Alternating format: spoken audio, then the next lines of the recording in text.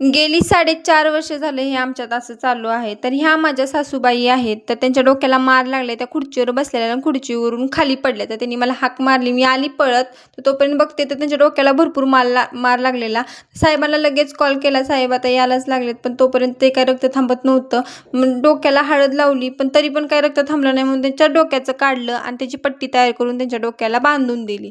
खरंच असा आजार कधीच कोणाला होऊ नये. दुश्मनावर पण अशी वेळ येऊ नये. 4.5 वर्ष झालं आम्ही सगळे हे असं भोगतोय म्हणजे सगळी माझ्या सगळ्यांपेक्षा म्हणण्यापेक्षा ज्या माणसाला झालंय तो माणूस तर जास्तच भोगतोय. म्हणजे भरपूर त्रास होतोय त्यांना पण त्या गोष्टीचा. आता हे असं झाल्यानंतर त्यांना इतका त्रास होतो. त्या पूर्ण अनकॉन्शियस असतात. काय बोलतात, काय करतात, त्यांना उठा येत नाही, बसा येत नाही एवढं व्यवस्थित. ह्या बसून आहेत पण त्यांना बसायला पण येत नाही झालं लगेच ते तसं.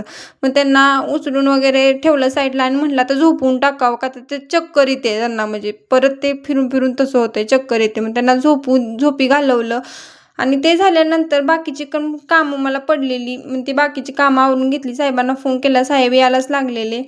पण असं काही झालं ना की माझे पण हातपाय पूर्ण थरथरतात का तर मला पण जमत नाही. तर 4.5 वर्षापूर्वी तर पूर्ण त्या अनकॉन्शियस होत्या.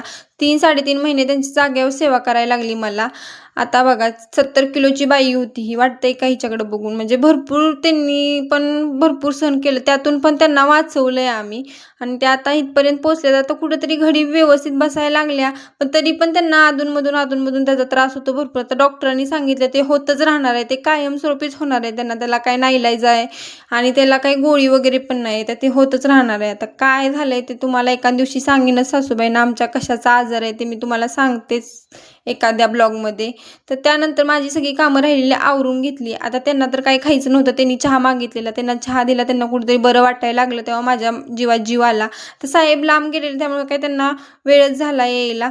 आणि माझ्या पिल्लूला बघा पाय आता भरपूर आले. तिकडचा दरवाजा उघडा राहिला की इतका पळ सुटतो ना बासच. व्हिडिओ आवडल्यास लाईक सबस्क्राईब नक्की करा. आजच्यासाठी बस एवढंच.